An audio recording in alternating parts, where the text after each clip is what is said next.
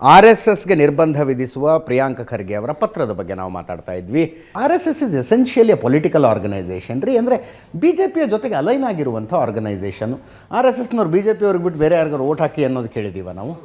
ಒಂದು essentially political organisation ರೀ ಅದು. ಬಿ ಜೆ ಪಿಯನ್ನು ಹುಟ್ಟು ಹಾಕಿದೆ, ಬಿ ಜೆ ಪಿಯನ್ನು ಬೆಂಬಲಿಸುತ್ತೆ, ಬಿ ಜೆ ಪಿಯ ಪರವಾಗಿ ಪ್ರಚಾರ ಮಾಡುತ್ತೆ. RSSನವ್ರು ಲೋಕಸಭಾ ಟೈಮ್ನಲ್ಲಿ ಬಿ ಜೆ ಪಿಯ ಪರವಾಗಿ ಪ್ರಚಾರ ಮಾಡಲಿಲ್ಲ ಅಂತ 240 ಸೀಟ್ ಬಂತು. ಆನಂತರ ಇಮಿಡಿಯೇಟಾಗಿ ಮಹಾರಾಷ್ಟ್ರದ ಪ್ರಚಾರಕ್ಕೆ ಇಳಿತಾರೆ.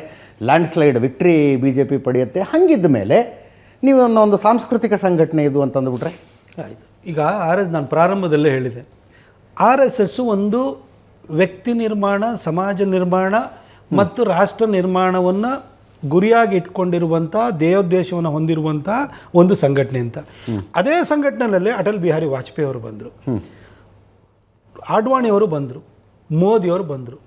ಇವತ್ತು ಆ ಗುರುತರವಾದಂಥ ಸ್ಥಾನದಲ್ಲಿ ಕೂತ್ಕೊಂಡಿರೋರು ಬಹಳ ಸಮರ್ಥವಾಗಿ ದೇಶವನ್ನು ನಡೆಸ್ತಾ ಇದ್ದಾರೆ. RSS ಕೊಟ್ಟಂಥ ಸಂಸ್ಕಾರಕ್ಕೆ ಪೂರಕವಾಗಿ ನಡ್ಕೊಳ್ತಾ ಇದ್ದಾರೆ.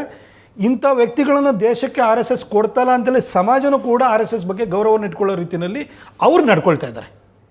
ಆದರೆ ಬಿ ಜೆ ಪಿ ಅನ್ನೋದು ಇವತ್ತೊಂದು ಪೊಲಿಟಿಕಲ್ ಪಾರ್ಟಿ ಆಗೋಗ್ಬಿಟ್ಟಿದೆ. ಪೊಲಿಟಿಕಲ್ ಪಾರ್ಟಿ ಆದ ನಂತರ ಇದು ಒಂದೊಂದು ಸರಿ ಏನಾಗುತ್ತೆ, ಮಕ್ಕಳು ಒಂದೊಂದು ಸ್ವಲ್ಪ ಅವರಿಗೆ ಪ್ರಾಯಕ್ಕೆ ಬಂದಾದಮೇಲೆ ಅಪ್ಪ ಅಮ್ಮನ ಬಗ್ಗೆನೇ ಒಂಥರ ಅಸಡ್ಡೆ ಮಾಡೋಂಗೆ ಇರುತ್ತದೋ ಆ ಥರ ಬಿ ಜೆ ಪಿನಲ್ಲಿ ಅಂಥ ಒಂದು ಘಟನೆಗಳು ನಡೆಯುತ್ತೆ. ಲೋಕಸಭಾ ಚುನಾವಣೆ ಟೈಮಲ್ಗಡೆ ನಮ್ಮ ರಾಷ್ಟ್ರೀಯ ಅಧ್ಯಕ್ಷರು ಹೇಳಿದ್ರು ನಮಗೆ RSSನ ಅಗತ್ಯ ಇಲ್ಲ ಅಂದರು. ಅಗತ್ಯ ಇಲ್ಲ ಅಂದ್ಕೊಳ್ಳೆ ಡಮ್ಮಂತ 240 ಬಿದ್ದರು. ಅದು ಇವರು ತೀರಾ ಏನೋ ಇನ್ನೂ ಮನೆಯಲ್ಲೇ ಕೂತಿದ್ದಿದ್ರೆ ಅಧಿಕಾರನೂ ಕಳ್ಕೊಳ್ತಾಯಿದ್ರು. ಒಂದು ಮಕ್ಕಳು ತೀರಾ ಒಂದು ಪ್ರಾಯಕ್ಕೆ ಬಂದಾದ್ಮೇಲೆ ಮೈಯಲ್ಲಿ ಮದ ಜಾಸ್ತಿ ಆದಾಗ ನನಗೆ ಇನ್ನೊಂದು ಸೃಷ್ಟಿ ಮಾಡುವಂಥ ಶಕ್ತಿ ಇದೆ ಅಂತ ಅನ್ನೋ ರೀತಿಯಲ್ಲಿ ವರ್ತಿಸಿದಾಗ ನಿನ್ನನ್ನು ಸೃಷ್ಟಿ ಮಾಡಿದವನು ನಾನು, ನನಗೆ ಗೊತ್ತಿದೆ ಅಂತೇಳಿ ಒಂದೊಂದ್ಸರಿ ತಲೆಗೆ ಒಂದು ಏನು ಮಟ್ಟಬೇಕಾಗುತ್ತೆ. ಹಂಗೆ ಒಂದ್ಸರಿ ಮಟ್ಟಿದಾಗ ಇವಾಗ ಸ್ವಲ್ಪ ಇದಾಗಿದ್ದಾರೆ. ಅದೇ ರೀತಿಯಲ್ಲಿ ಕೆಲವೊಂದು ಸರಿ ನೀವು 1999ನಲ್ಲಿ ಕಂದಹಾರ್, 98ಅಲ್ಲಿ ಕಂದಹಾರು ಫ್ಲೈಟ್ ಹೈಜಾಕ್ ಆಗುತ್ತೆ. ಹೈಜಾಕ್ ಆದಂಥ ಸಂದರ್ಭದಲ್ಲಿ ಮೌಲಾನಾ ಮಸೂದ್ ಅಜರ್ನಿಂದ ಹಿಡಿದು ಟೆರರಿಸ್ಟ್ಗಳನ್ನು ಬಿಡುಗಡೆ ಮಾಡಿದಾಗ ಆಗ ರಾಜೇಂದ್ರ ಸಿಂಗ್ ಬಾಬು ರಜುಭಯ್ಯ ಅವರು RSSನ ಸರಸಂಘಚಾಲಕರಾಗಿದ್ದರು. ಅಟಲ್ ಬಿಹಾರಿ ವಾಜಪೇಯಿ ಅವರು ಪ್ರೈಮ್ ಮಿನಿಸ್ಟರ್ ಆಗಿದ್ದರು.